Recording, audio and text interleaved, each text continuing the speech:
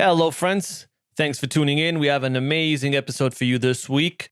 As always, before we start, please follow, subscribe, rate, review. I know you guys are listening and love the podcast, and I want to make more episodes for you, and I want to get more cool people on and have amazing conversations. So these little things, it helps grow the podcast. So I really appreciate it. On to the show. This week we have Dane Jackson. Dane is an awesome kayaker, is the best all-around whitewater kayaker in the world.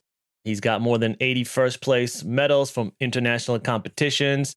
He jumps or sends, I'm not sure what the correct terminology is, some of the biggest waterfalls that kayakers do, 100-footers, 137 he recently did in Chile.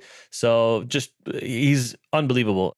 His dad was a legend in the sport as well, and it just carried on to the next generation, and he just kind of made it even more amazing, essentially. So a lot of fun with Dane, and I know nothing about kayaking. I know absolutely zero. I think I did whitewater rafting perhaps twice in my life, maybe 3 times at best, and which is different. It's not kayaking, but not knowing things, not knowing that what you don't know is a good thing.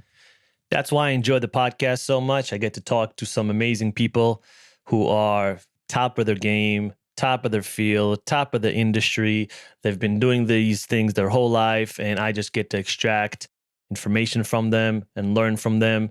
And hopefully you guys can learn something and extract value from these conversations as well.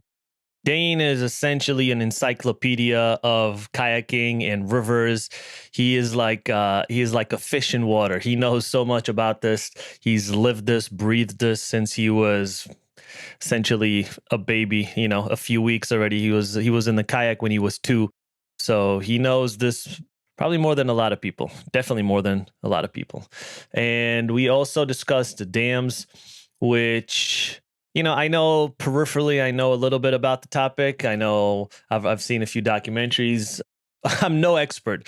So Dane explained a few things to me, and we actually linked. I'm actually going to link a few of the things that he discussed. So the TED Talk, and there's a few other organizations that are working on this subject. So feel free to click those links if you want to learn more about dams and about what you can do, and if it's net positive, if it's net negative. I know in a lot of places it's net negative. It does not bring the economic prosperity that it is initially promised to bring. I know that it has a lot of environmental impacts on certain communities. I know it hurts wildlife. So it's not as potentially green energy as it is promised to be. And all we can really do, I guess, is read up on it and learn more about the topic. And that's why I provided the links. But we do get into it on the podcast. It's very interesting. So I hope you enjoyed. And let's jump right into the podcast. All right. This is a really fun one. I'm sure you guys are going to enjoy it. Let me introduce this week's guest, Dane Jackson, everyone. Enjoy the episode. The Genuinely Interested Podcast.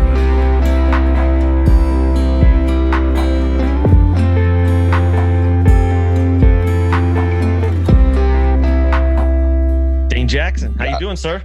Doing fantastic. Thanks for having me, dude. Yeah, man, it's a pleasure. I'll be honest, I've had base jumpers, mountaineers, big mountain snowboarders, what else? Climbers, Arctic explorers. What you do is probably the most terrifying out of all of them. I don't know about that, but I appreciate it. I mean, no, it's definitely has fun. It's probably the most terrifying and arguably the most skilled. To each their own, I wouldn't, I mean, there's different dynamics. Everyone's got to kind of figure out their own thing, and there's different risks for each thing. So I wouldn't, I appreciate the sentiment, but everyone's got to deal with their own challenges. Yeah. I mean, I don't know. I look, and I don't know if it's I don't know if it's because of the point of view shots, you know, like the GoPro on the helmet, which really gives the person like a feeling like they're going with you on this journey. Because when you see a regular shot, not that it doesn't look terrifying, it looks less terrifying, right? Like when you have like a professional camera on the side, but when it's just like, hey, I'm on this journey with you through this GoPro, it's like, holy shit, this is terrifying. Especially like, and we'll get into like all the different, and also like in advance, I apologize for all the stupid questions I'm about to ask because I know nothing about kayaking, whitewater rafting, all that stuff. Like I'm just complete, not even a novice, just I know nothing. So you're gonna have to kind of walk us through, all the information. Sounds great. Let's do it. Cool, man. All right. So maybe let's go back. Maybe, for listeners that don't know, obviously you're one of the, from what I read, one of the best all around whitewater kayakers in the world, more than 80 first place medals from international competitions. How'd you get into the sport? So basically, by the time I came around, my dad was already a professional kayaker. He went to the 92 Olympic for slalom, grew up doing a lot of kayaking. And basically when I was born, he got me into it pretty much right away with my sister. He was putting on my lap, going around the river, whatever it was. And then I was about 4 years old. We moved into an RV full time where we didn't even have a house anymore. We just lived 6 years in an RV. And from there, just went straight into it. And from there, we were just traveling wherever my dad wanted to go kayaking. We were just traveling around as a family together in an RV, wherever seemed best, West Coast, East Coast, Canada, whatever it was. And through that, I was surrounded by kayaking all the time, and we were even going international at that point. So almost like the entire year, just surrounded by kayaking, whether I was watching it, trying to steal people's kayaks and other kid to get in, having my own kayak, or playing around the river, whatever it was. I was everything was involved around kayaking. And so right away, I wanted to get into it. My dad basically had a huge part of that, obviously. Yeah. And from there, it just kind of took off. So it's a family endeavor. You've essentially born into it. Yeah, 100%. And my dad still kayaks all the time. He's a pro bass fisherman now, but he also still does a ton of whitewater. My sister, we all are part of our family company, Jackson Kayaking, and she still kayaks all the time. She was the world champion of freestyle. Her husband was the world champion of freestyle. Their kids are getting into kayaking now, so we're very much a family of kayakers. So, I guess how was that experience from being, because that's not a normal upbringing. Like the average kid doesn't grow up in an RV and kayaking. I scrolled all the way to like, I think your first YouTube video, which was like 13 years ago or 14 years ago. It was a long time. Yeah. Like, you can't see much, but like you're a little kid and you're doing these like massive, I don't know, whitewater. You're dropping off like waterfalls. So, how was that experience growing up like that? In the end, there's nothing to complain about. It's simply a really fortunate way to grow up, not only because of just the things I got to do it with my family, but the biggest thing was to have something to pursue and like a sport given to me at such an early age, and the opportunity to push that sport like growing up, it's just 100% kayaking, and that has turned into where I am at today. So like I've had that from the beginning, and my dad and my family gave me that opportunity, which was amazing. But on top of that, just gave the opportunity to not only get to go to all these places with my family and have the experience every day of hanging out with them, but also with all my friends and just the things I got to see, whether it was Africa, New Zealand, whatever it was, just through kayaking, got a lot of incredible opportunities that we wouldn't have had. And I got no complaints for the way I was brought up. It's really fortunate. Wow. So there's like, example, I don't know, maybe snowboarders, right? And they go and they chase where the best snow is, right? And then it's snowing in Tahoe, let's go to Tahoe. It's snowing in whatever, Montana, let's go to Montana. And then when it's summer, they'll go maybe to the Southern Hemisphere and they'll try to like Chile or Australia, whatever.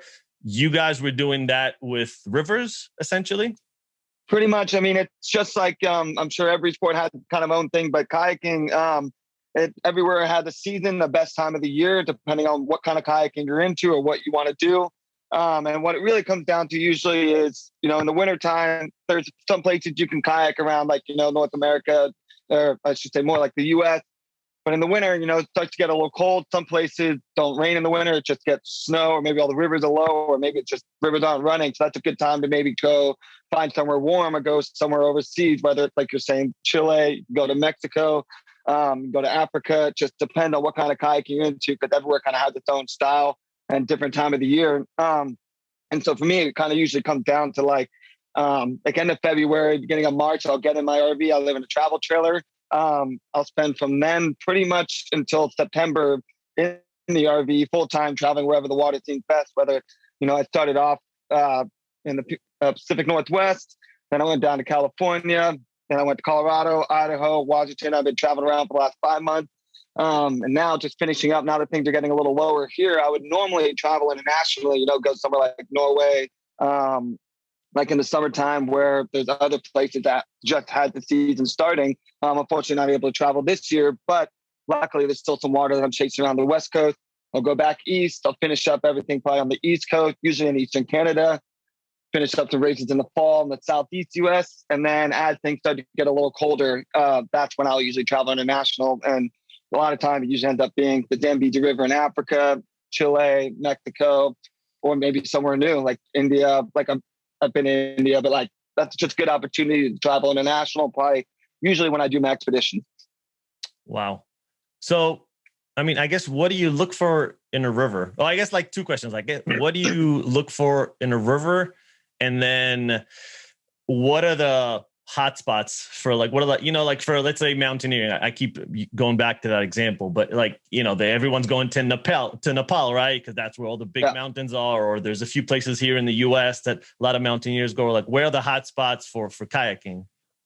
It really depends on the type of kayaking, but in the end, there's definitely like many sports, there's a couple really good hot spots. Usually it comes down to, a lot of people decide kind of what kind of kayaking they enjoy the most, whether it's big whitewater. So, really good spot you can go. It used to be like the Nile River a lot, or the Zambezi over the winter. Like those are 2 amazing rivers. The water is warm, it's big water. And that's also a good place to do like freestyle kayaking. And it's a great spot to spend the winter.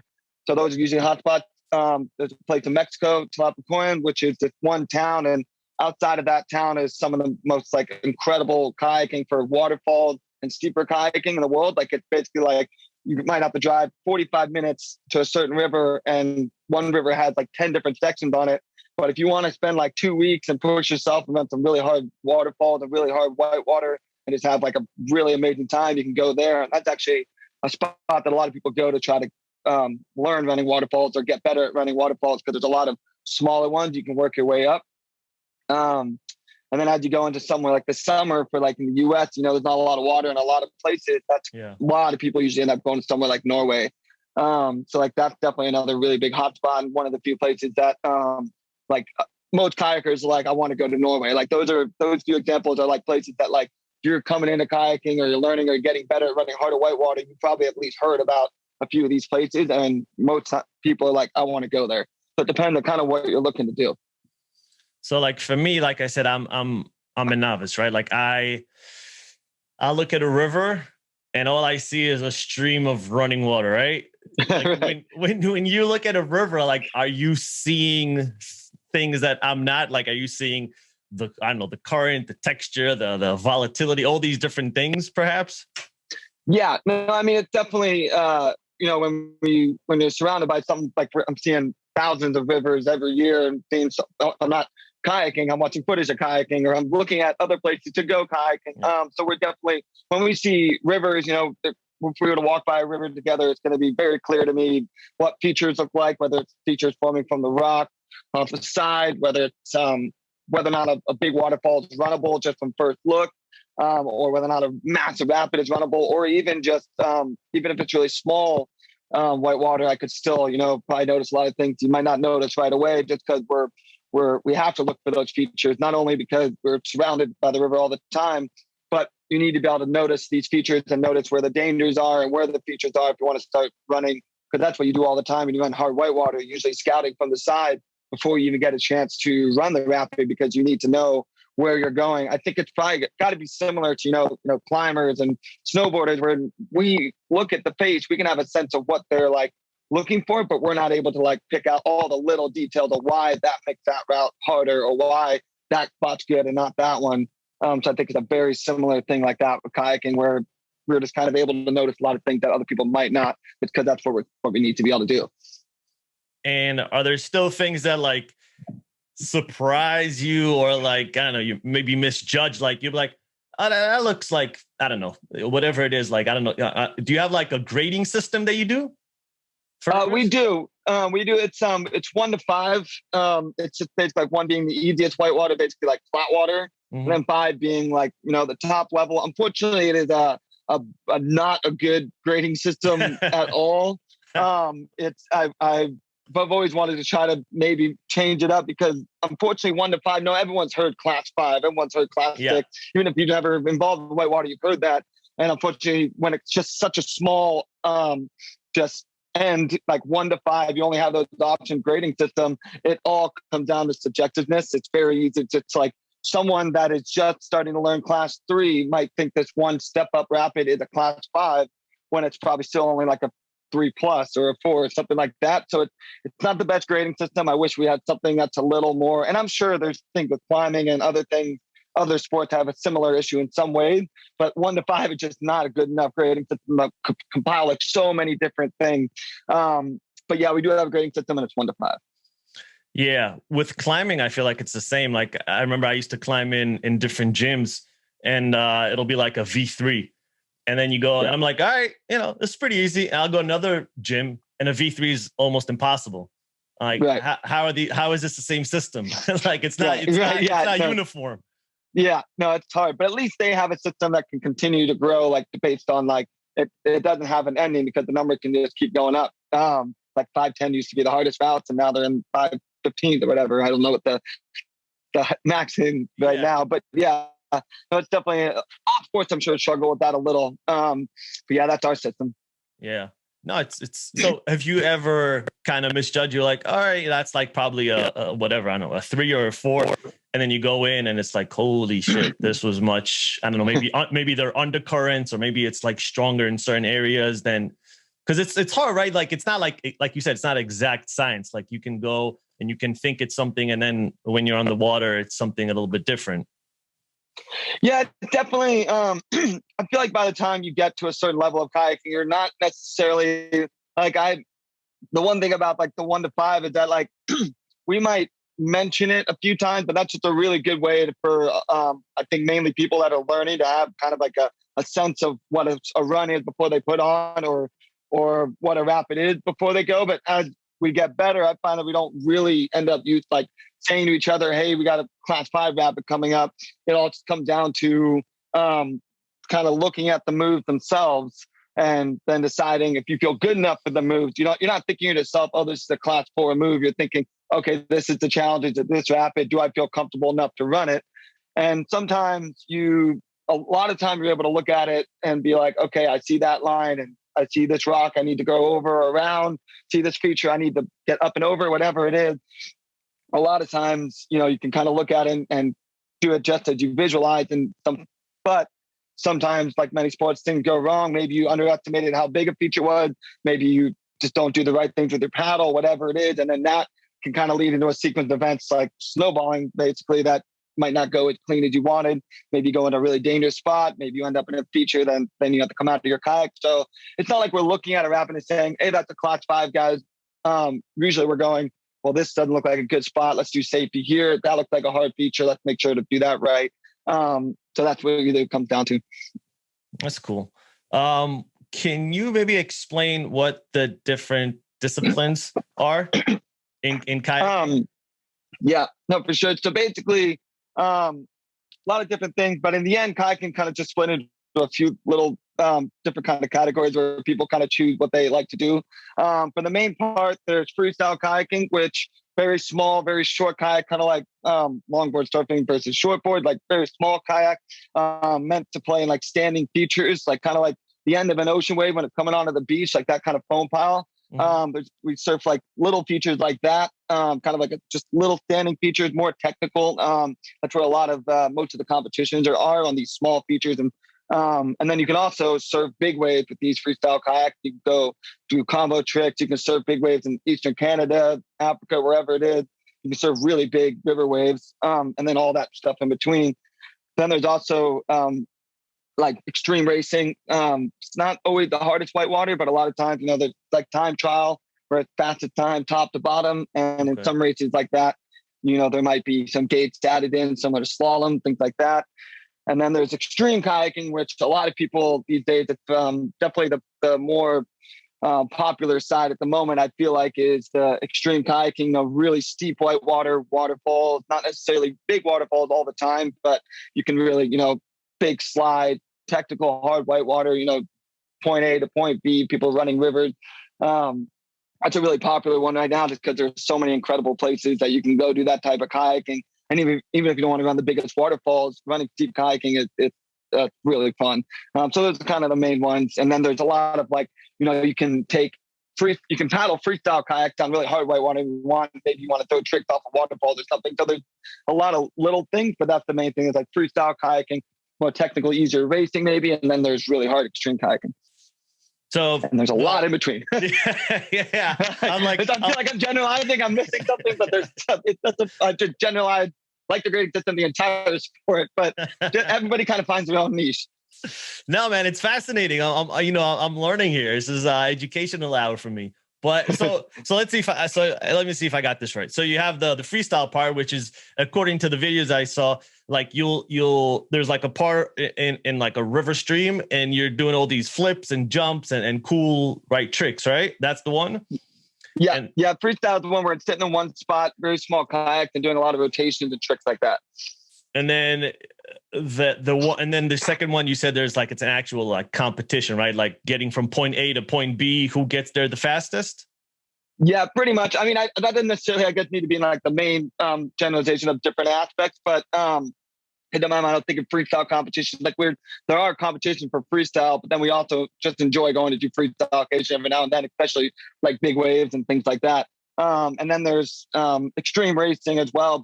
It's just kind of part of running hard whitewater. On top of that, it's just, there are races, like there's head-to-head races, but there's also where you're alone on the whitewater, but it's fastest time. And then there's the real extreme kayaking, like big steep slides or maybe big waterfalls, things like that.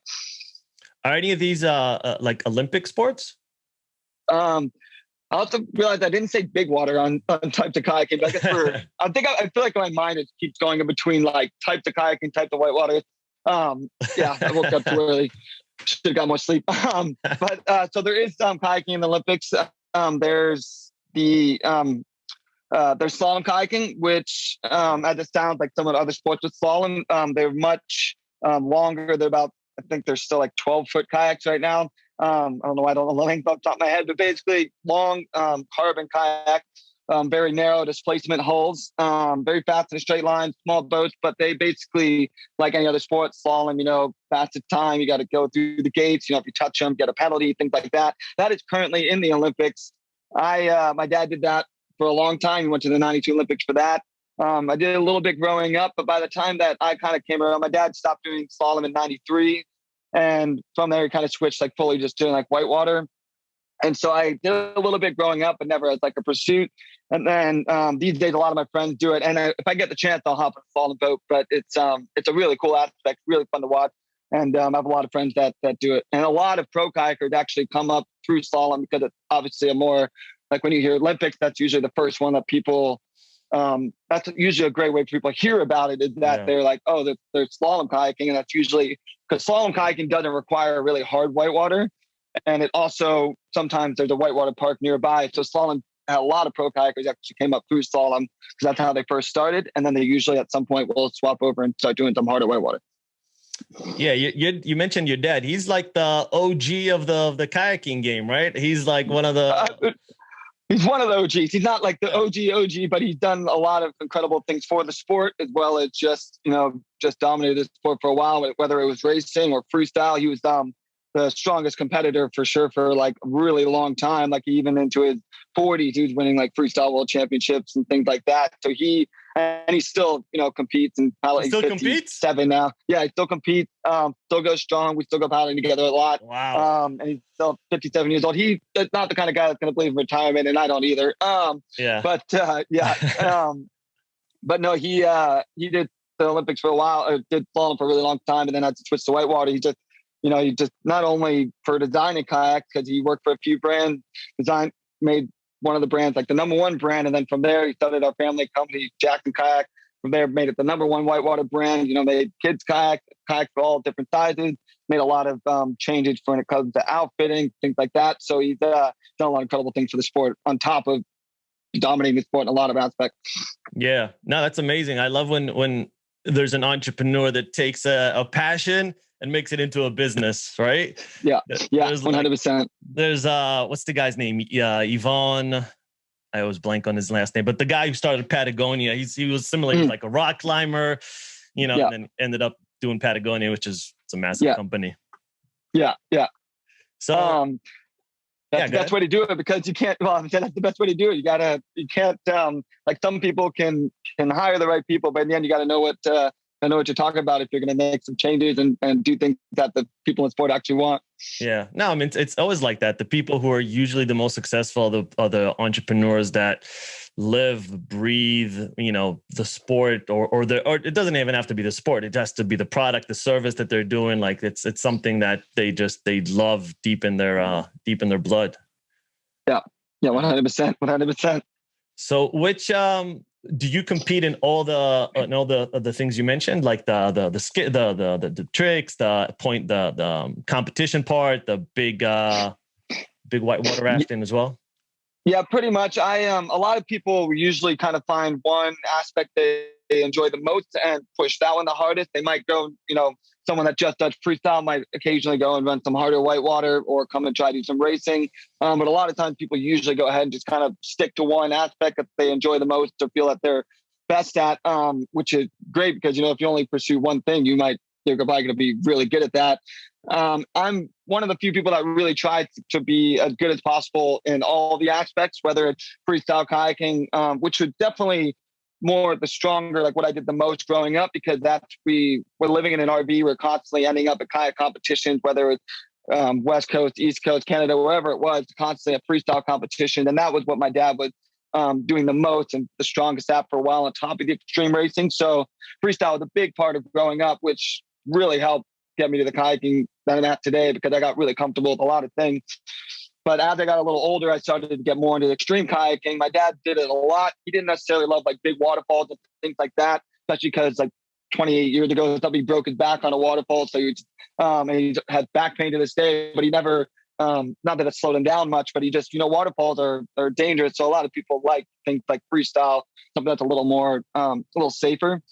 But I try to do them all, whether it's freestyle kayaking, the racing, the head-to-head, the big waterfalls, the first descents, the expeditions. I try to be as good as possible in all of it, because it's all each one kind of helps each other be better, but also it just keeps it really exciting and fresh all the time. Because, even if a couple weeks, a month of the exact same thing, whether it's, you do a couple months of waterfalls, you get tired of being scared. So you're like, just going to do some freestyle just feels great, like just joy kayaking based, or even easier whitewater. So it's definitely, I like doing it all because it keeps the whole year exciting and I never get burnt out on it.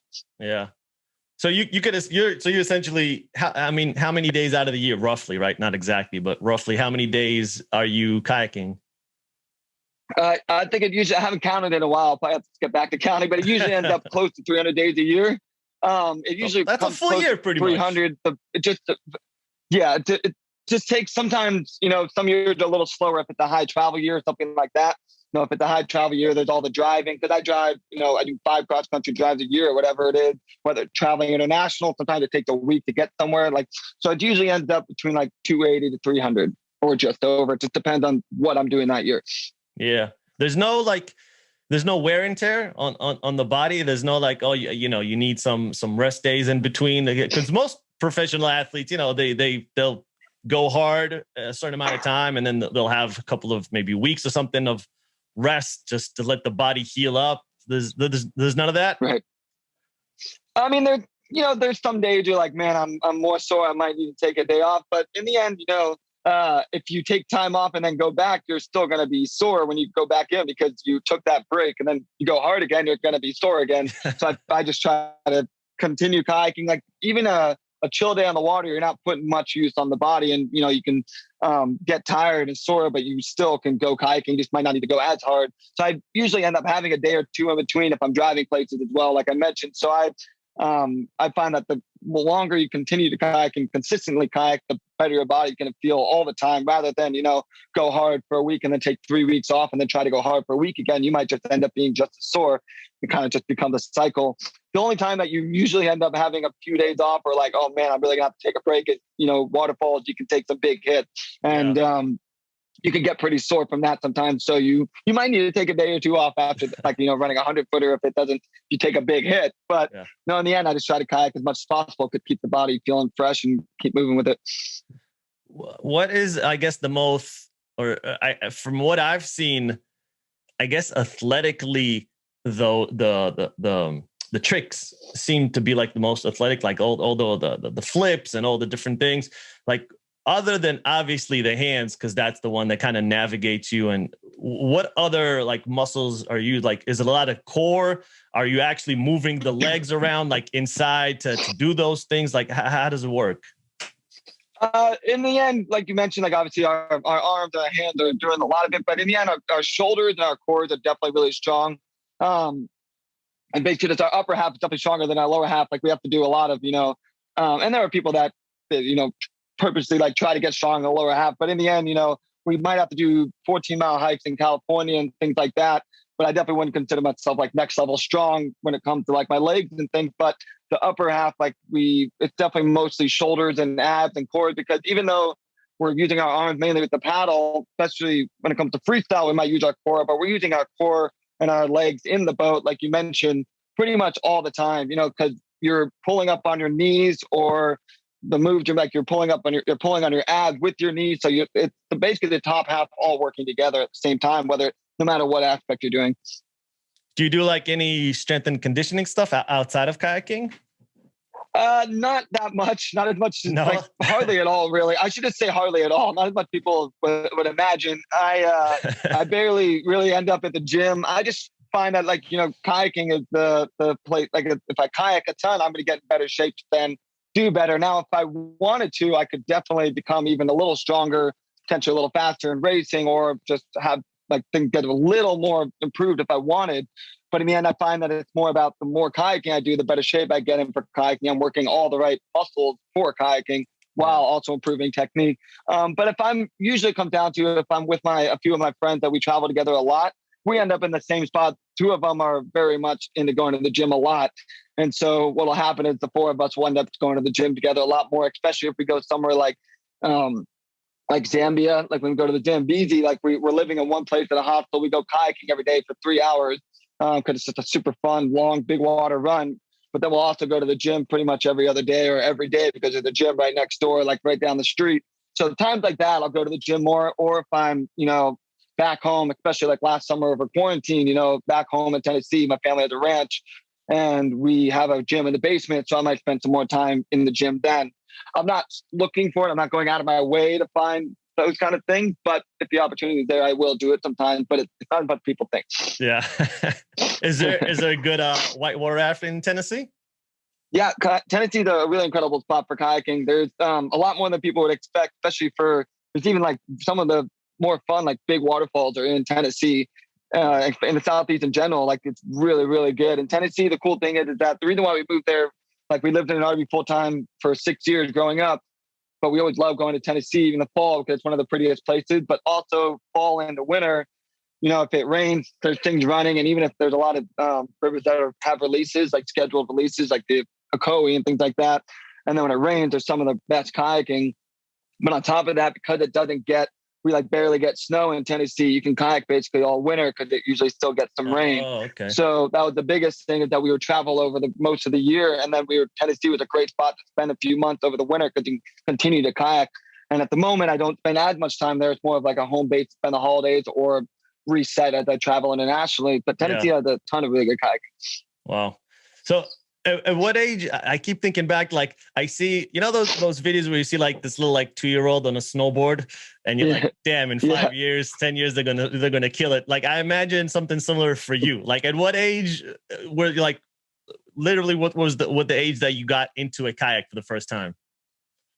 I don't know. I'm sure from the second I was born, by the time I was right away, my dad put me on his lap and things like that. But I started in my own boat basically when I was 2. I had my first river when I was about 2 years old. Nothing huge, but yeah, nothing huge, but anything like that. But a small river outside of Maryland.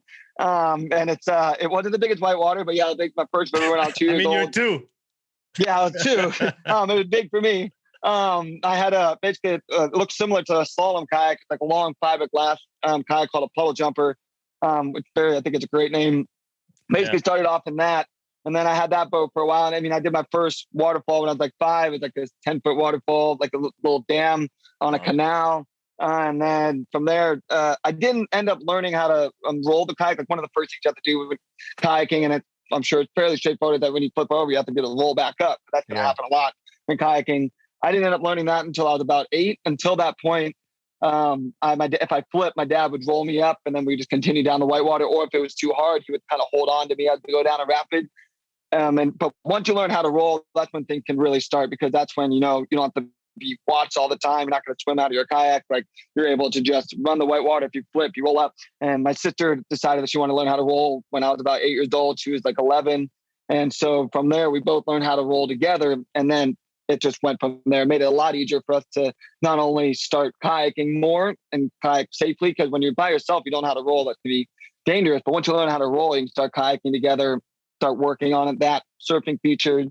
And then you also allowed us to start kayaking with my dad more and running more rivers with him, because didn't have to watch us all the time. Like, he's obviously taking care of us, but we're good enough to run the whitewater with him now. So is that kind of the confidence booster you need because if you're saying you learn how to roll, you can get out of a tough situation. If you roll over, like, you're still okay. Where before you might like panic, oh my God, I'm underwater, et cetera, et cetera. Like, is that confidence booster? And you're like, fuck it, I can do anything now. I mean, it definitely doesn't hurt. I mean, thing is that, like, once you learn how to roll, you can roll in a pool or in flat water, but it's going to be a little different in the whitewater. So you still got to gain your confidence through like getting more comfortable being upside down and learning how to roll up from a bunch of different positions. I think it's kind of the same concept as the pop up on a surfboard or something. It's like, that's the first. You can't surf until you figure that part out. Yeah. And as your confidence grows, then you're able to work on other things because you got so much better at that first key part. So I mean, you can't be a pro kayaker or go kayaking unless you learn how to roll. But you also need to get really comfortable being upside down, because that's going to happen to you a lot, and learn how to roll confidently. Because, dude, I saw the you put out this video, I can't remember the exact time, maybe a year ago or something, of you dropping this unbelievably terrifying and beautiful waterfall in Chile. I think it was 134 foot, right? And again, like, the terrifying part is obviously the whole thing is, but when you're dropping, there's like, I don't know, 10 seconds or 15 seconds where it seems like you're underwater. And like, how do you stay calm or are you just so used to it? It's like not a big deal for you at that point. And maybe like for people who don't know, can you maybe like set the whole groundwork for what happened there and tell that story? So basically, what you're referring to is the waterfall I did start of last year called Santo Male in Chile. It was one of the few waterfalls that I kind of obsessed over for years, because I hadn't got the chance to see it in person. But every time I saw photos, it just looked incredible. And it was just one of those drops that visually it just doesn't get like much more beautiful than that one. Yeah, it's beautiful. And there's a lot of things that look right about it. But the biggest thing is when it comes to waterfalls, like obviously you want them to be deep. You don't want them landing on rock.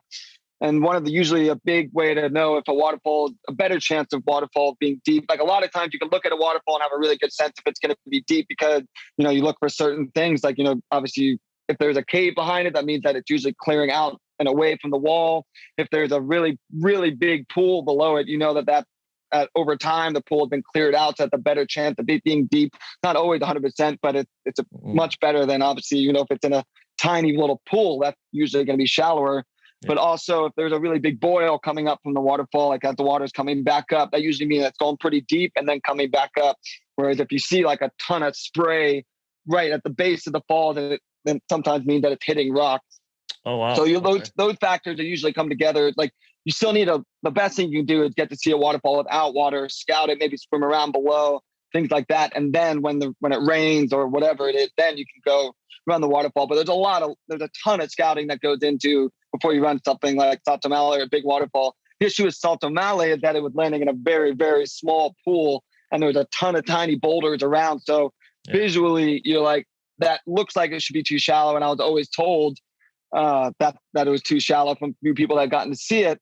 But the way how big the boil was, I was like, I think that looks runnable. So I decided when I was in Hawaii last year, like the levels look perfect. My friend messaged me. I was like, okay, this is the year. Let's go at least check it out. And I got to see it without water, and it was going into like this like cauldron, like a perfect like tube straight down. So from the water, because it's a dam controlled river, and just upstream is the dam. So it basically runs the same flow always. So just so many years of it running the exact same flow. It's like the perfect cauldron. And so I got to see it without water, and it looked runnable, and I ended up running it the next day after the water came on. And it was incredible. I had the best line I could imagine. And we ended up measuring it after I ran it, ended up being 134 feet, which is like the second tallest drop that had been done. And it couldn't have gone any better. Unfortunately, as I landed the waterfall, the thing that keeps the water out of our boat called a skirt, that black thing you see on top of the kayak, that unfortunately came off, and my boat filled up with water. And even though I came out of the waterfall in my kayak, my boat was full of water. So once your boat's full of water, kayaking becomes a lot more difficult because that's just so much weight packed into the boat. So unfortunately, I had to come out of my boat afterwards. So it wasn't 100% perfect, but in the end, with a waterfall like that, I'm just stoked how it turned out. But to answer your question, like the underwater part, for the most part, it's luckily a lot of the time we don't actually end up going that deep or underwater for that long. By the time you do, that usually means that maybe you got pulled behind the waterfall, you're going somewhere there, or if you come out of your boat, obviously you don't have that buoyancy of a kayak anymore. You might go a lot deeper. Sometimes with waterfalls, you can either, if you go past vert, I should also clarify that the goal for a waterfall is to land as vertical as possible with the kayak, and then get your body as tucked up and forward as possible. If you land over the bars on your head, that's not the worst thing ever, but what can happen is that you then eject out of the boat, which in some places that's not the end of the world, but some waterfalls, maybe there's a rapid right after, maybe there's a dangerous spot next to it, around it, that you just don't want to be out of your boat. So that can be an issue.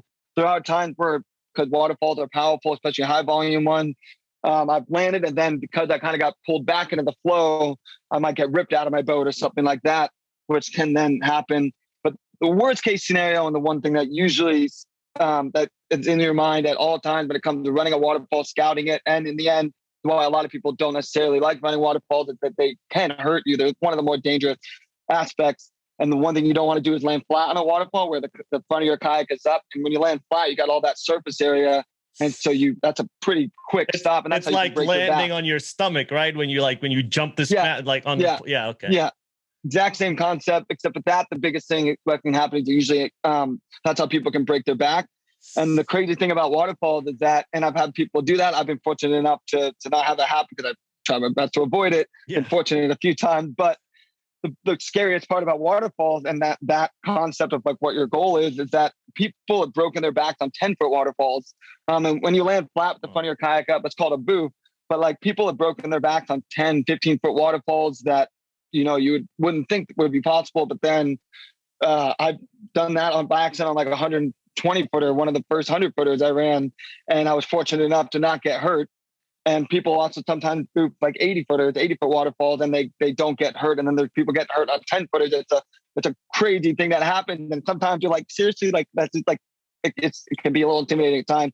But yeah, that's the main goal of waterfalls, is to basically trying to land as vertical as possible. And a lot of times you don't end up going that deep because you have a lot of buoyancy in the kayak. The water is coming back up anyway. So it depends on kind of the type of drop, whether or not you stay in your boat, things like that. So you luckily don't have to go underwater that long usually. Has the technology or advancement in technology in the kayaks like allowed you to do this? Like maybe this wasn't even, I mean, I know it's a fairly young sport, but like the technology maybe wasn't around 20 years ago, and now, and the better and the kayaks are just getting better and better, or are they pretty much have been the same since the beginning? No, kayaks have definitely improved quite a bit. You might not be able to just like see it when you're, just a spectator watching, but the kayaks have improved when it comes to everything, whether it's racing, freestyle, extreme kayaking, whatever it is. The kayaks have improved a lot. But a lot of technique has also improved a lot as people got more comfortable, starting running bigger waterfalls. As people get better at doing certain things, that's when people can push each other. Like, when you see someone do something or you notice they're trying something different, then you try something different. And it just kind of starts the cycle of like people constantly pushing each other and learning off each other and developing better techniques. But then, a 100-footer, like being someone that had run a 100-footer was absolutely next level. Yeah. What was, I should say, 10 years ago. I don't know why I'm blanking on like what year exactly would be the best year to think of. I guess like 2003 to 2010, it's like there's only a few people that have run 100-footers or attempted to run 100-footers.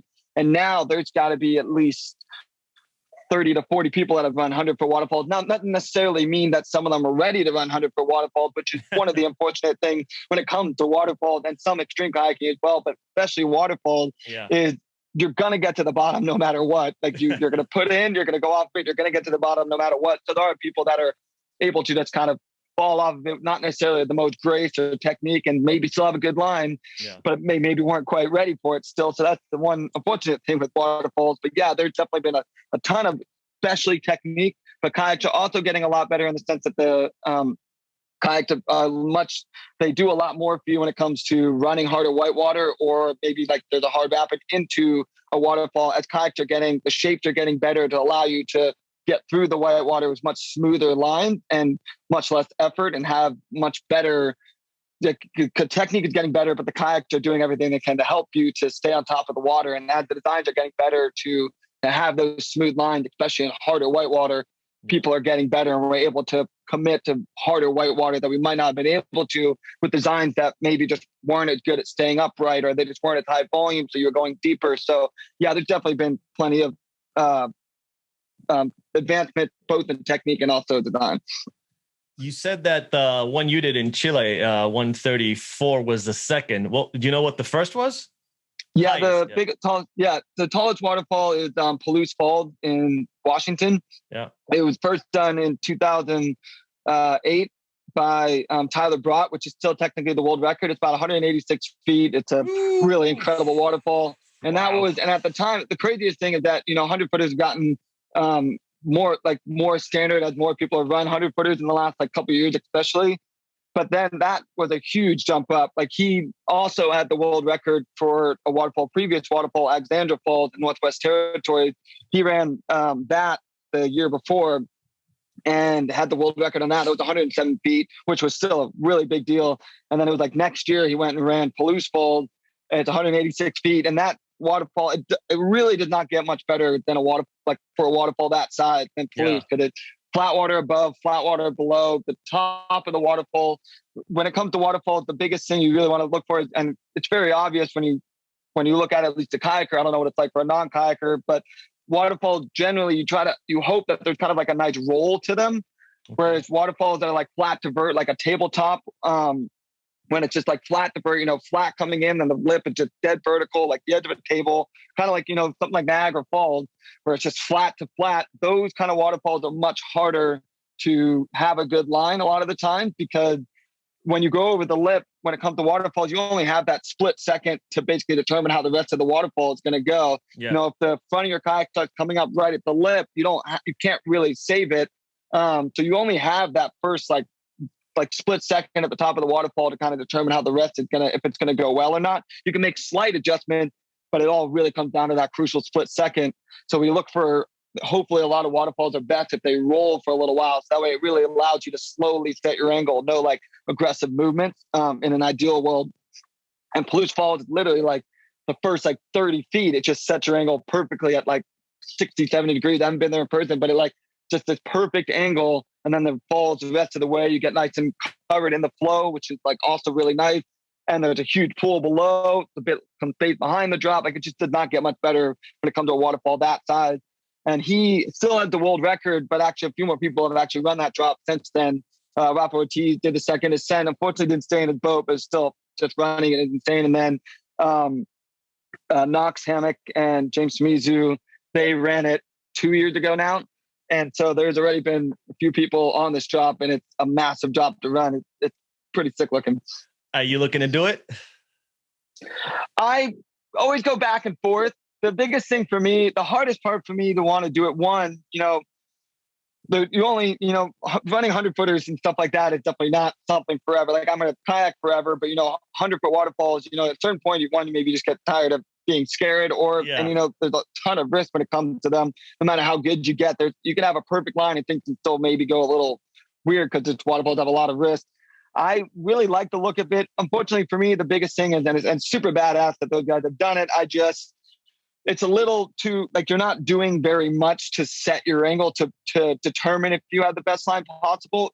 There's definitely a little you can do, but it's such a high volume and you're basically just going 30 feet, like already setting your angle. You're not going over that lip and doing a ton of things with your paddle.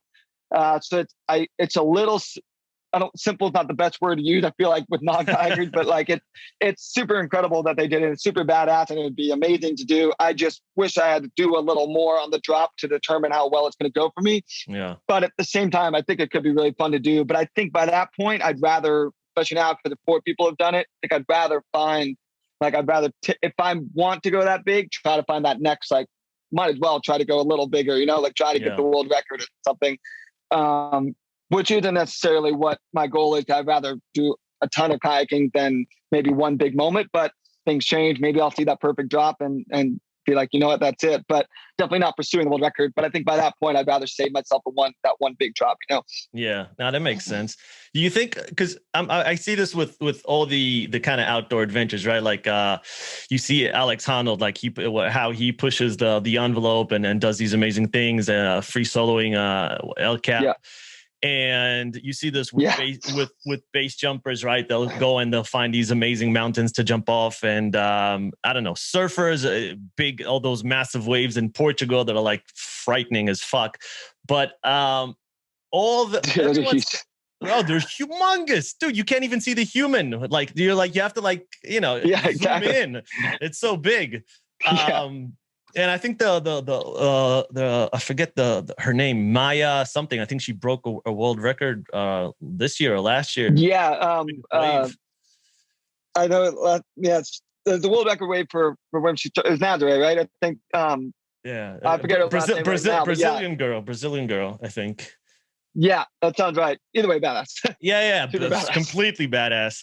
But I guess my point is just like, the envelope is always being pushed in all these different sports. It's always like, okay, what's the next biggest, what's the baddest, what's the most dangerous thing, or how can we do this in the shortest amount of time? That's what's happening with mountaineers, right? Like everyone's trying to climb Everest to be the first to do that thing in the way that they've done it. Like, do you see this true for kayaking? Do you see like, okay, now we've done 100 footers. 100 footers is like, okay, like, let's try 200. Let's try 300. Like, do you see that keep progressing in that direction? I definitely. There's no doubt that kayaking is progressing, and it's always especially when it comes to what's being done with waterfalls, and not only just waterfalls though, but also the size of whitewater, like the rivers that are getting run, the rapids that are getting run are some of the biggest that people have ever seen.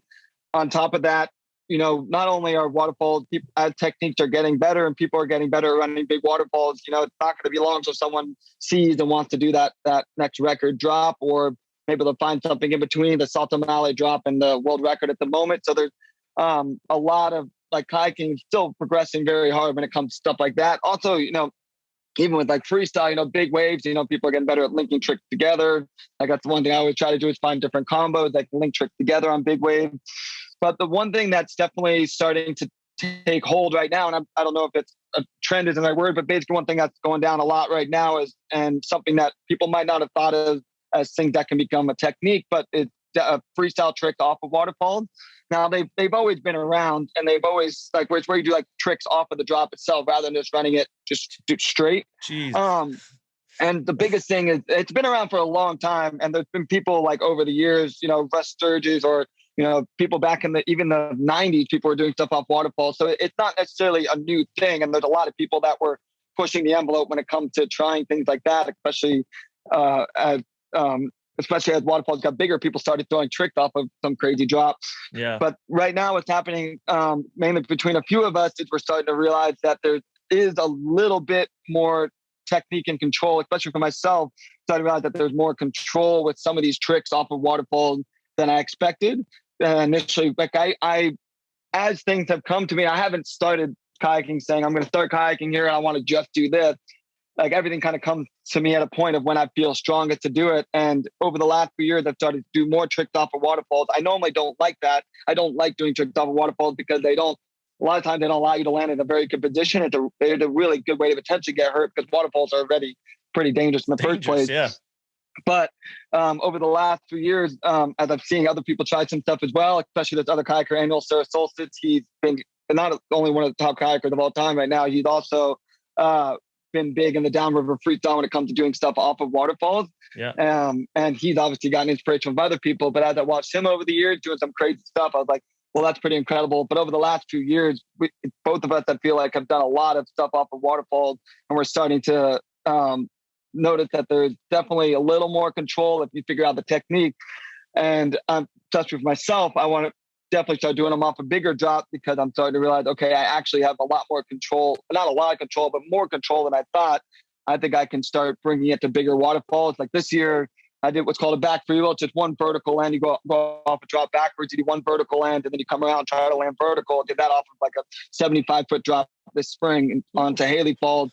Normally, that's like no one's done it off a drop that size, and I still think that's probably potential to go bigger. Mm-hmm. But on top of that, off this 30-foot drop, I realized I could start doing these flips that normally would be scared of hurting myself on. I started to notice that I could do it really in a lot of control. And I did like 6 laps on that drop doing the same trick, realizing that like I have more control than I expect. And through that, I've been doing them on other waterfalls and bigger drops. And I think that's going to keep progressing for me because I'm starting to notice that I can figure these things out more than I expected. And like I mentioned, in Sir Solstice, he did a project over the winter in Chile where he did a lot of incredible things, super cool project. But he also did a double rotation off of a waterfall where he basically 2 kickflips off of a drop, which that's actually like basically the first, like people have done it off of ramps and things like that, but that's basically like the first double rotation. It is the first double rotation like that off of a waterfall. It's like a 50-foot drop. He also did a backflip off of it, which wasn't the first one of that, but still a huge drop to do it off of. So I think that's and it's something that's exciting right now. It's definitely seeing what, especially between the two of us, what kind of going down with stuff off of waterfalls. And I think that'll definitely stick around for a minute. Dude, how do you, because I've seen a few people ask, and it's not only you, that any professional athlete that does, dangerous things, they'll always say like, aren't you scared? And I don't believe that. Like, you don't even have to answer. I'm sure there's like fear, because fear is just a human. It's human, and we all have it. And I don't care who you are. I don't care if you're a fighter going into a fight in the UFC or a kayaker or a big mountain. Like fear is I think it's actually healthy. But like, how do you? Yeah. But I guess the question is, how do you overcome? Because I'm sure you do have that. What's that mental battle? And it's because okay, I have the technical chops. Like I can do this, and I'm sure that's part of it. But like, what's that mental battle that, especially like something like the 134-foot waterfall or maybe some other big ones? How do you handle that or overcome it?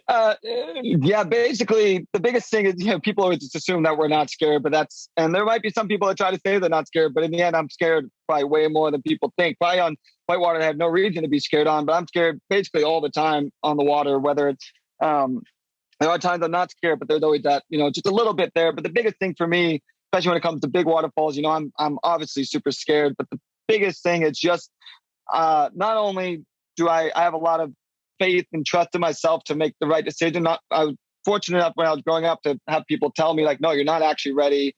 Or I had a lot of like good mentors, like between my dad, but also a lot of people I got to kayak with. So I had a lot of people that did the best job of like either telling me no when I wasn't ready or making me understand why I wasn't ready. So I really trust my decision making when it comes to running a rapid, because I'll usually look at it in a lot of different ways. So even if I'm scared, I know that I've given it its true, like being scared just means that I understand that there's risk to this, and I'm making the decision despite that. Therefore, I'm probably doing it for the reason that I feel really comfortable with myself to do it.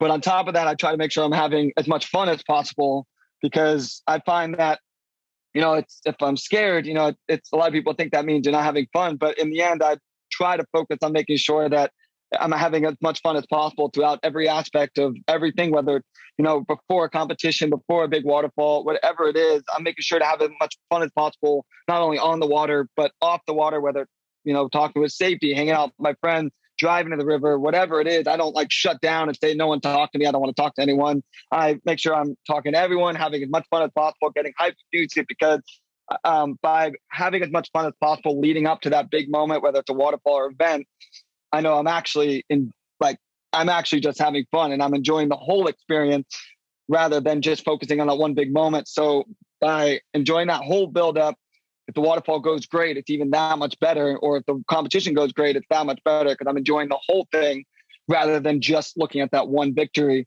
And if it goes wrong, then I'm going to be content with it because I know that I was not only enjoying myself, but I also know that I looked at something objectively and understood the risk I was taking and made sure when I look at it, like I actually trust myself to do this right. And if it goes wrong, sometimes that can happen. I'm still content with it because I made sure I trusted my decision, but also enjoyed myself leading up to it. And that's usually what it comes down to for me is just the whole aspect, the whole experience, making it all enjoyable. So that way that one moment is worth it, whether it goes good or bad. So you don't like obsess about it, get into your own head about the whole thing. Like you try to just enjoy the moment, be with friends, laugh, like almost get outside of your own body and not think about it. And that way, like there's almost like less tension when you get to the actual moment, right? Yeah, no, it's definitely, it's by making it that exciting all the way up to the moment that I'm, dropping off the lip at the waterfall. It's by keeping it that fun. It's just that, well, if you're not enjoying yourself up to that point, what's the point? Like, if you're not having fun with it, like it's good to take it seriously and it's good to like look at all the risks and make sure you're looking at something objectively. But if you're not enjoying yourself or if you're not thinking to yourself, this looks like something really fun to do, and that looks like something I really want to experience, that might mean you're probably just doing it for the wrong reasons. Maybe it's, you want to just be able to say that you ran this one really popular waterfall, whatever it is. So it's very easy to sometimes like get distracted by that. Whereas for me, I just find that I always look at something objectively. I have no problem walking away from something if I don't feel comfortable with it. I think I don't walk that much anymore because I usually get to a lot of things. And even if everyone else is walking, I don't run it because I want to be the only one to run it, but I usually run it because I often see a line where maybe some people wouldn't see or they don't feel it comfortable to run. Whereas I always take the time to actually look at something objectively. And these days I feel like very rarely do I get to something and not think that I can pull off a line. I might still say no after I see a line, but very rarely do I get to something and not think, oh, that looks like something I could do, or I see the line there, then make the decision from there. So I guess that was what I was going to ask you next. Are there rivers that, or maybe not even necessarily rivers because they change based on the time of year, but are there maybe conditions where you're like, nope, absolutely not. Like you look at the river and maybe it was just like it was raining for a week or it's too volatile and too violent or something. And you're like, nope, absolutely not. I'm not doing this. Yeah. I mean, like you said, things changed, conditions are different, but it also types of rivers can change. Some rivers are really big and wide, massive whitewater, and then some rivers are super narrow. And sometimes narrow is fine. And sometimes things are really clean, but sometimes narrow with a bunch of little boulders might mean that there's more sieves and bad places to end up under rocks. So all rivers are different, and like a river can be really, really good with a good amount of water and absolutely terrible with no water and too dangerous. So it really just depends on what type of river you're dealing with, the type of white water, and like you said, the condition based on water level and things like that. So it's completely 100% just depends on where you're at, the type of rivers you're dealing with, and your skill level and comfort on stuff like that. But you've stepped away, like you've looked at some things and been like, that's not right. There's no reason to go inside. Yeah, no, that happens all the time. That might be like, know what, it's just too high to go in today. Let's go to a different river. And like, if you're somewhere like Mexico and like you said, rains super hard, it might be too high to go to one of the more committing gorges that has this one rapid or waterfall that you just can't run with high water or it's just too dangerous. So then maybe you go run something else that you maybe were waiting for rain for, or things like that. So and some rivers, you might go to a super popular river. You can run the entire run, but there might be one rapid that just doesn't look good, but you're still getting the whole river. So it just, like I said, it really depends on all the different levels, the type of whitewater, what you're comfortable with. But there's definitely plenty of times as kayakers where we got stuff where it's like, nope, today's not the day. Maybe there isn't a line. Maybe it's just too sketchy. You don't feel like risking your life over it or things like that. Or just maybe that's not the day because the levels weren't right. You need to come back another time. Yeah. Happens all the time. I get it.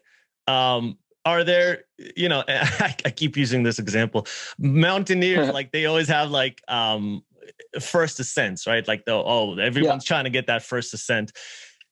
Is there an equivalent in kayaking, like this holy grail that maybe either people are trying to get or no one's got yet and they want to, something along those lines?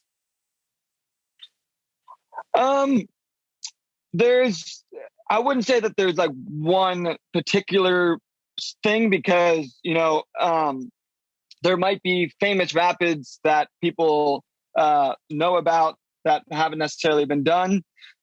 So I wouldn't necessarily say there's like one thing, there's not necessarily the like free solo El Cap kind of thing where you exactly that thing. And so I wouldn't say that there's like one thing like that. And the thing is that there might be, maybe there's a 200 footer that someone's got their eyes on that I haven't heard about, things like that. There might be something like that going on, but I wouldn't say that there's like, we're just waiting for the day that someone runs this rapid. There are some rapids that are like that. I wouldn't say there's like the holy grail of one, but there's, a couple times I'll hear that there's this section that's really, really good. You should go check it out. And there's one rapid that's never been done. You would probably run it. You should go check it out. Things like that kind of stuff we'll hear. And a lot of times you might go somewhere completely new and run something that people wouldn't have thought that people would want to run, things like that. So it's more about you hear about these little things all over the place, or you travel somewhere like, I don't know, Brazil, Mexico, whatever it is, and your only goal is to go find new stuff in first ascents, run an entire new section, maybe first ascent, this 100 footer you've seen photos of. So there's a lot of little stuff scattered all over the world and big stuff. But I would say there's like one holy grail thing, at least nothing that comes off the top of my mind. And I mean, I guess this is again, and from a novice perspective, do rivers change in the sense that, there's a lot of hydro work, right? There's dams, there's maybe sometimes they close off rivers, whatever it is. Like, are there rivers that maybe were around 5 years ago that don't exist now? Or maybe are there rivers that are twice as strong because they merged due to, dams and whatever else that work that they're doing? 100%. Unfortunately, now there are some dams in like the US and things like that where because it's dammed, we might get more releases throughout the year than if we were just worried about rainfall versus like having scheduled releases or something. But unfortunately, dams are very, especially these days, I could be completely wrong on that. But basically, yes, 100%. Dams are very prominent. And unfortunately, there's often a lot of dams that are getting put in for absolutely no reasons or just reasons that just don't make any sense. Like it's not even like from a business perspective in terms of making money for the area, it not even makes sense. Yeah. Dams, unfortunately, the biggest thing is, especially China, like on a mission to build as many dams as possible. It seems like they're going all over the world with dams. Yeah. It's like, for the most part, when we hear a big dam being built, it usually comes from China. It seems like now people might like that. A lot of times it usually sounds like it comes from China. And a few of the dams that I've dealt with, or a lot of times we'll make petitions. Like there'll be a famous river that people love to go experience. They'll be like, oh, there's a dam project coming. A lot of times we have to sign petitions and sign forms. And sometimes like kayakers have rallied behind and be able to stop some project from happening. And there are corporations that also stop dams. Like there's a company called American Whitewater where they not only will do their best to spread the word and fight things like that, but they also are the ones that go to dams and get scheduled releases for kayakers and things, or rafters, or just like there might be a river that never runs. They will go and get it to work out where they actually start releasing multiple times a year, things like that. But dams, unfortunately, these days, they're getting built a lot, or at least they're getting fought a lot. There's a river that was in Austria that my friends live at. That they're building a dam right now, and they didn't even go through the legal ways to do it. But because everyone was locked down in COVID, they just were like, all right, we're going to do it. And they sent it without even going through the right legal process, but they're still going through with it because things like that. And the most prominent dealing that I've had with the dam is that there's everyone's heard of the Nile, obviously in Africa. The Nile River in Uganda, there's a section of whitewater there that is absolutely incredible. And no, there's no crocs or anything on it. That's those are all gone from there. Everyone always assumes that there's dangerous animals there. There's also no crocs on the Zambezi for those that want to know. At least in the section you run below the falls. I would assume that I would assume that as well, by the way. No, totally understandable. There are sections that have it, but not where we go. But thought I'd get that out of the way so you're not flooded with questions on that. Yeah. But no, so the Nile River in Uganda, there was a section of whitewater there that not only is really incredible, big, fun, big whitewater, really fun rapid, but it also had a few of actually the best freestyle waves that you can surf, like standing waves. So it was a really incredible spot to go spend the winter, because not only would you get fun whitewater, get to be in Africa, live in this incredible spot, but you would also go and you could really progress your freestyle kayaking on waves. Like definitely a huge part of how good I am on when it comes to freestyle and waves is because I would go almost every winter to this river. And the coolest part is that what we used to do is that there used to be an island that you could live on that was literally just next to this rapid that had one of the best freestyle waves in the world. So you would live on an island for a month or so, just surfing a couple times every day, hang out on an island, enjoying the sunshine. It's warm and it's incredible. But unfortunately, so what happened is that there was the day one section and day two section, because it was a pretty long river. The day one section in 2007, the first dams got put in right after about 2007. And they put it right into this, like basically one of the best waves in the world. And so they put the dam in there, which these dams are not very big.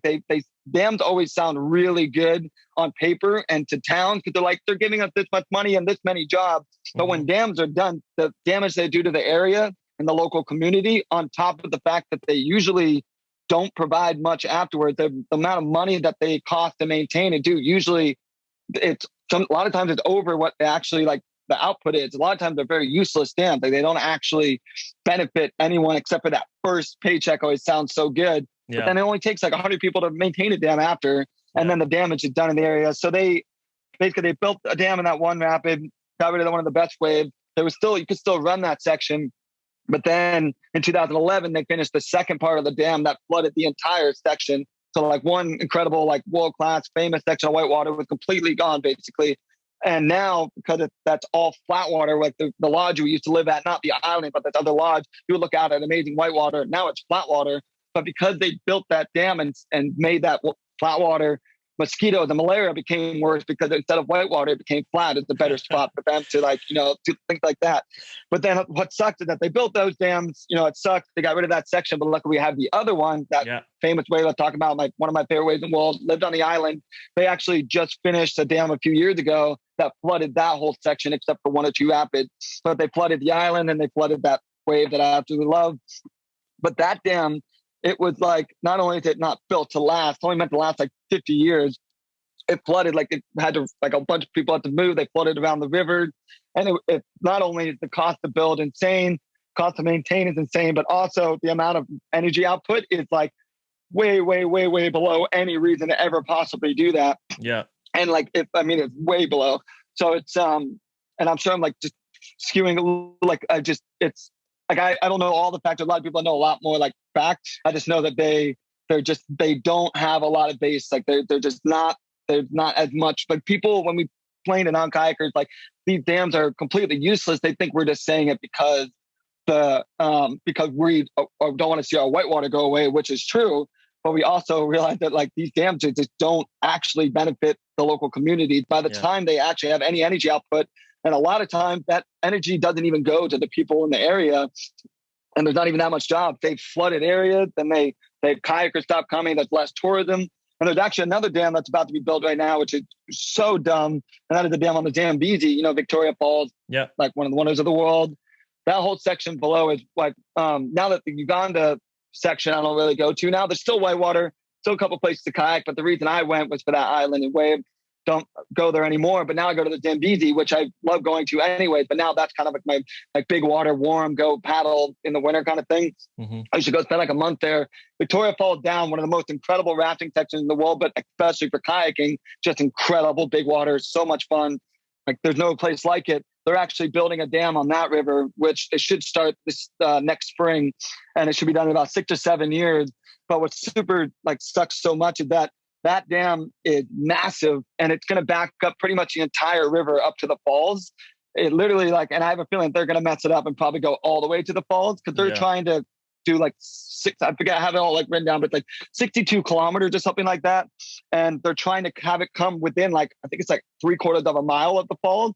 But it's just such a big river. Like I know there's a lot of people that have the science and everything, but like that, I just don't see how they can control up to that little point. So I bet it'll go all the way to the falls. But regardless, tourism is Zambia's second biggest source of income. So when it comes to, I believe it's second biggest source of income. I forget what's number one, but especially in that area, that's all the rafting and kayaking and just seeing the falls and seeing the river. Like all of that it's like 100% like that. They need that. And if they dam all that whitewater, they're going to lose a huge chunk of that. And it's really sad to see. But the craziest part is that people hear the dam, they hear the job, they hear the money for the local. That power doesn't even go to the two countries that it's bordering, because it's between Zimbabwe and Zambia. I feel like I'm spewing all these, like I know a lot of facts. I just, sometimes I got to make sure when I talk fast, I'm like, okay, I'm saying the right one. So yeah, I'm just like, okay, yes, that's that one. No, if I just talk fast and I sound smart. No, but it is Zimbabwe and Zambia.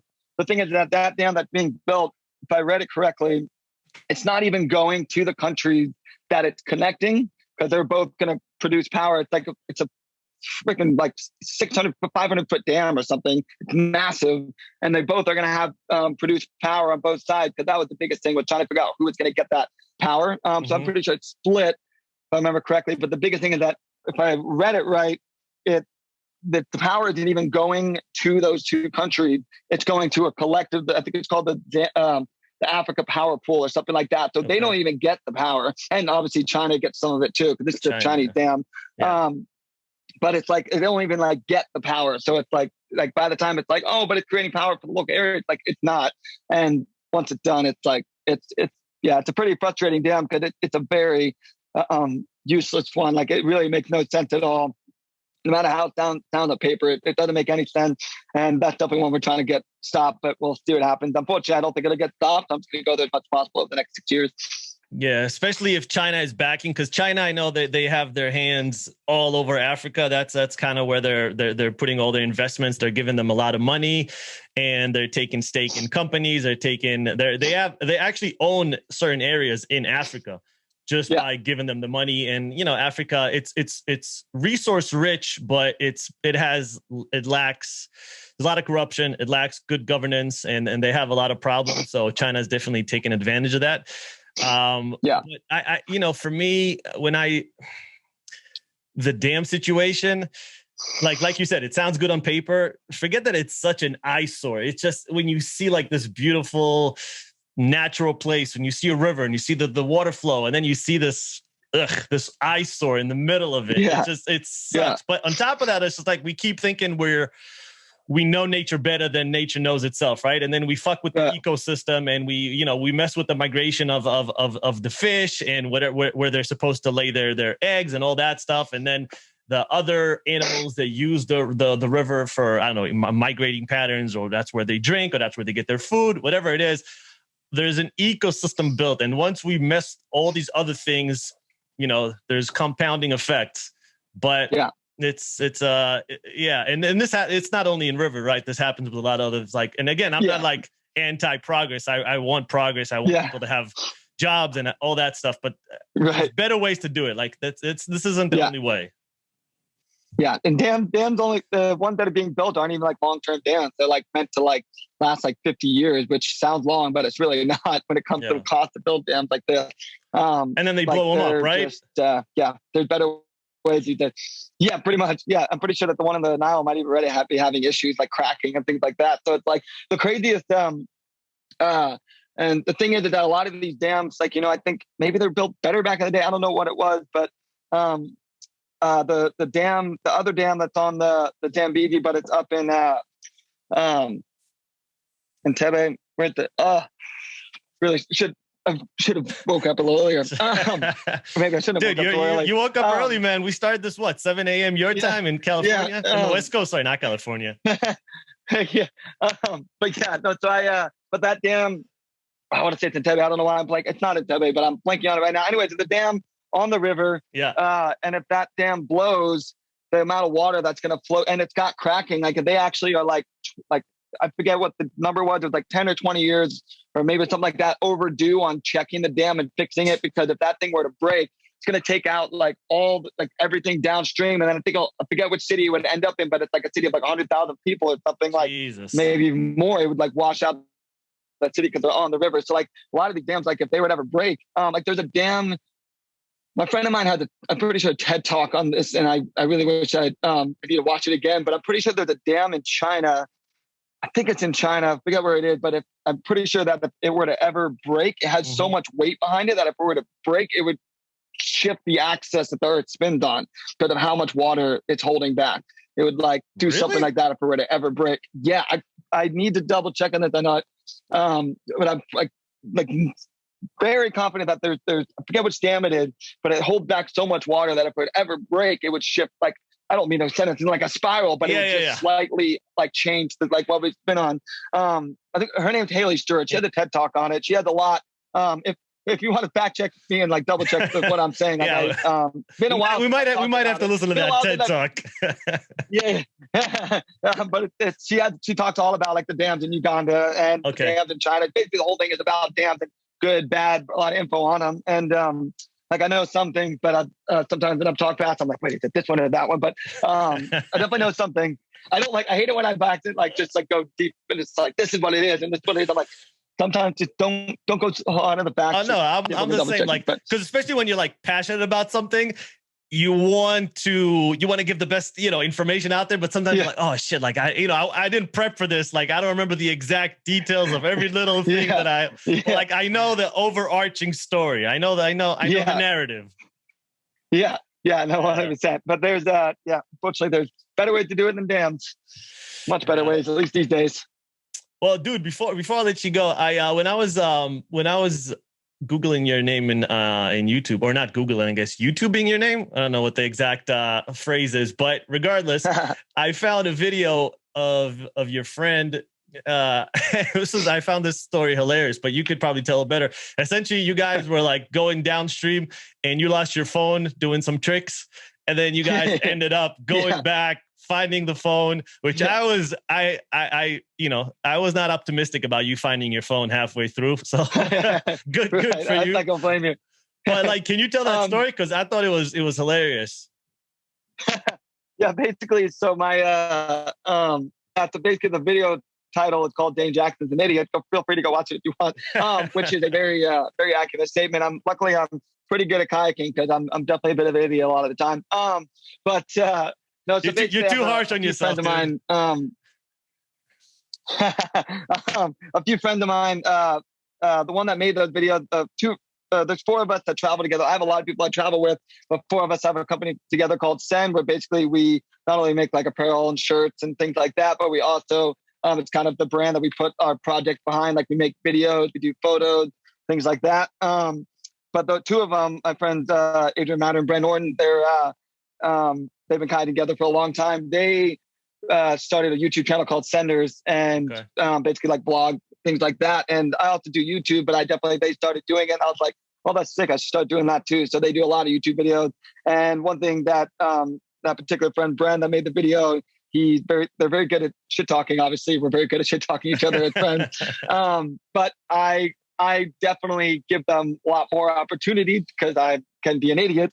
And what I did basically was, and I've done this multiple times, unfortunately, and I'm really glad you brought this up. It's the best thing I wanted to talk about. None of my accomplishments, but basically with our life jackets, there's like a little, you can obviously like we're wearing our life jackets, and sometimes I'll pull my phone out, shoot some social media or something. Maybe I need to like get a shot for our Instagram or things like that. Get a shot for our Send Instagram, and I put my phone in between myself and the life jacket, and then forgot about it because I probably needed to pick up my normal camera, and I forgot about it there.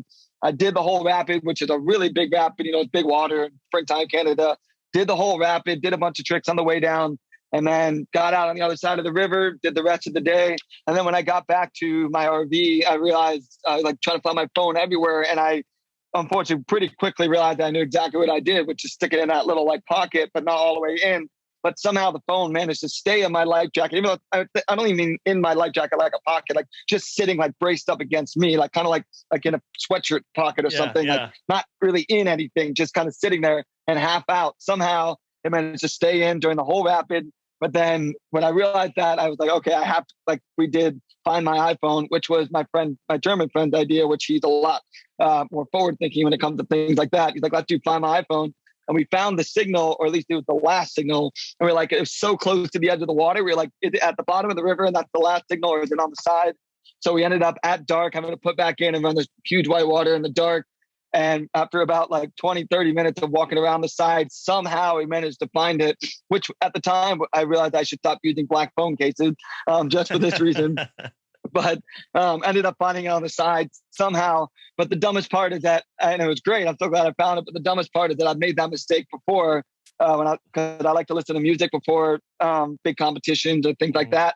I was listening to music during the 2015 Freestyle World Championship. I was getting ready for my rounds, just listening to music, and I stuck it in my life jacket. Like, I think at one point I just decided I need to stop wearing wireless headphones when I'm getting psyched and wearing my gear, because I stuck it in my life jacket. I went in my competition, realized that I lost my phone. I was like, oh my gosh, I lost my phone in the water. That sucked. And then I borrowed my mom's phone so that way I could keep listening to music. I ended up losing her phone either that day or the next day too, because I just get so distracted. So I think hopefully this is the last time I ever make that mistake, because 3 times the charm. Yeah, you need to buy some insurance, man. Yeah, exactly. It's cheaper than the phone. Yeah, right. No, the fact that you found it, that's I don't know how that happened. That phone was miraculously somehow on the side. That was amazing. Yeah, it was surprising. Best way I could have worked out. Yeah, right. They haven't let it down though. Dude, this was a lot of fun, man. Appreciate it, dude. Thanks for having me. Been a hot minute since I got to hop on a podcast, so appreciate you having me. Yeah, man. Thanks for doing this. Thanks for accepting, and thanks for being so fun. Where can people find you? What are some of the best places? All the usual spots. I don't really go on Facebook or anything like that, but Instagram, if you want to just kind of get clips of some of the cool stuff I'm doing throughout the year, maybe stuff from the other stuff I've done. That's a great spot to follow me, kind of like single clips, but I also do a lot of YouTube or longer videos, more like vlog style. You kind of see some pretty cool spots there. So yeah, YouTube and Instagram. Yeah, guys, go follow Dane Jackson. His videos are unbelievable. So go follow. You won't be disappointed. Dane, oh man, thank you so much, brother. I really appreciate the time today. This was a lot of fun. Of course, dude. Thanks for having me. Had a great time. All right, take care, buddy. See ya.